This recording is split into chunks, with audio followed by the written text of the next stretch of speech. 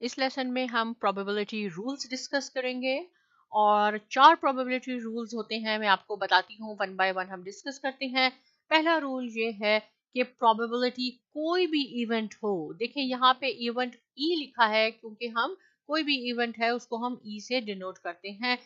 चाहे तो आप उसकी प्रोबेबिलिटी को फ्रैक्शन में ऐड कर ले, आपकी मर्जी, आप डेसिमल में ऐड करें। प्रोबेबिलिटी की रेंज है 0 to 1।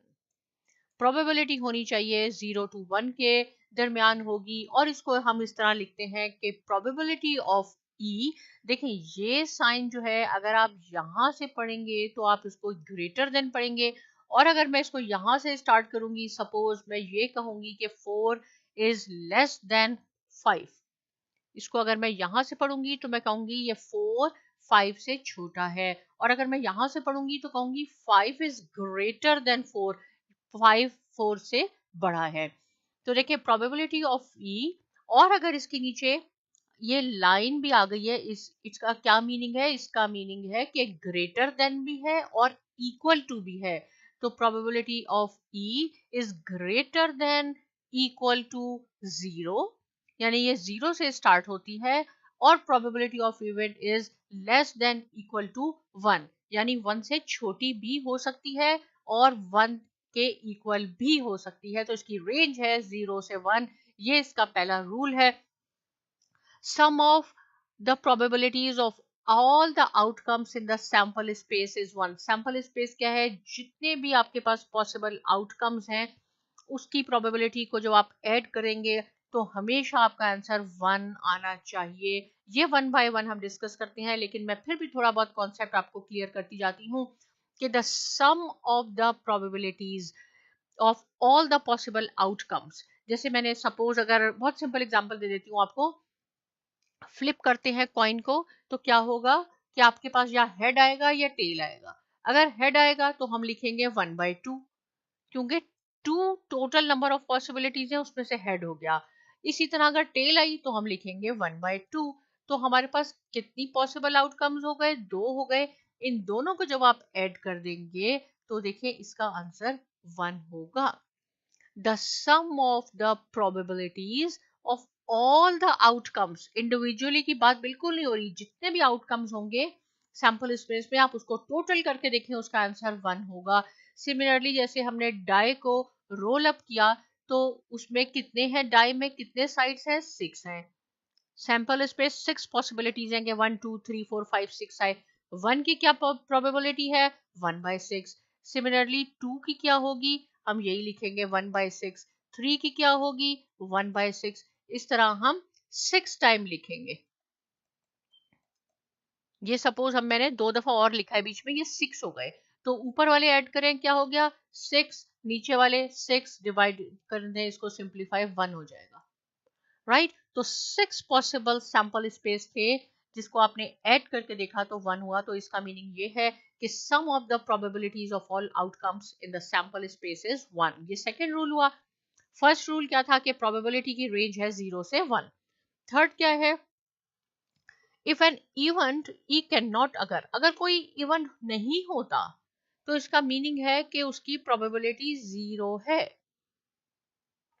लेकिन अगर कोई इवेंट सर्टन है, नहीं होगा, तो उसकी प्रोबेबिलिटी 1 होती है। राइट अब हम इसको कैलकुलेट करके मैं आपको बताती हूँ। ये 4 कंडीशंस हैं, इसको 1 बाय 1 हम डिटेल में डिस्कस करते हैं। रूल नंबर 1 क्या था? It says the probability ranges from 0 to 1।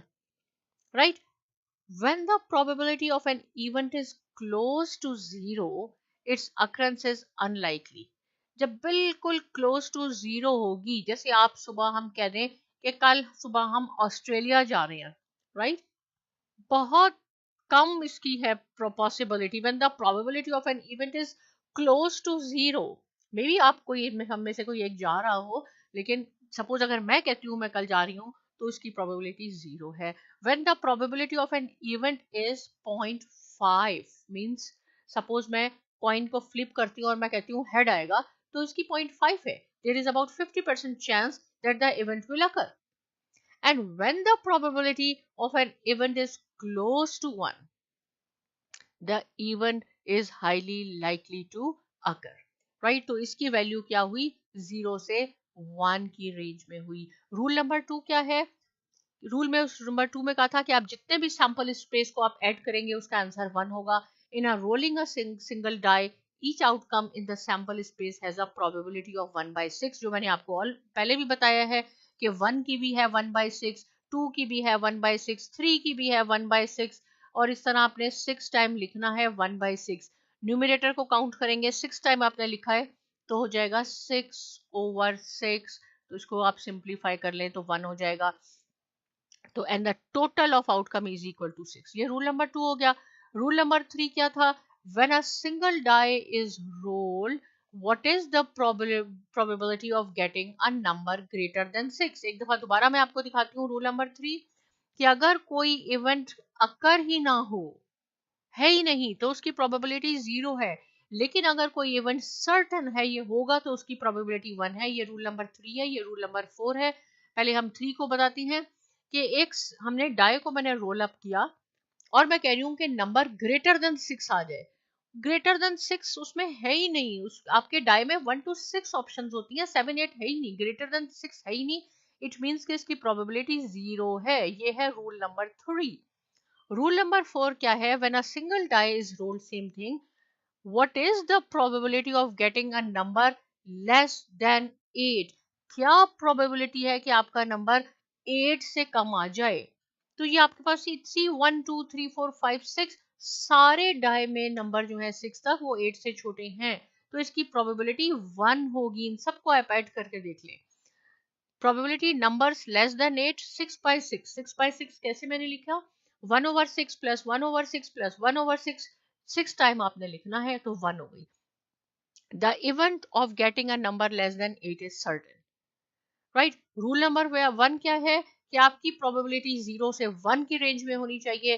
Rule number 2 क्या था? कि आप जितने भी सैंपल स्पेस में आपकी प्रोबेबिलिटीज है उसको आप टोटल करके देखें, उसका आंसर 1 होगा। रूल नंबर 3 क्या है? अगर कोई इवेंट हैपन नहीं होगा तो उसकी प्रोबेबिलिटी 0 है। अगर कोई इवेंट बिल्कुल सर्टेन है तो उसकी प्रोबेबिलिटी 1 है। इससे रिलेटेड कोई क्वेश्चन है, रूल्स ऑफ प्रोबेबिलिटी, आप कमेंट सेक्शन में जरूर लिखिए। लेकिन साइमा एकेडमी को सब्सक्राइब करना बिल्कुल ना भूलिए, और बहुत शुक्रिया।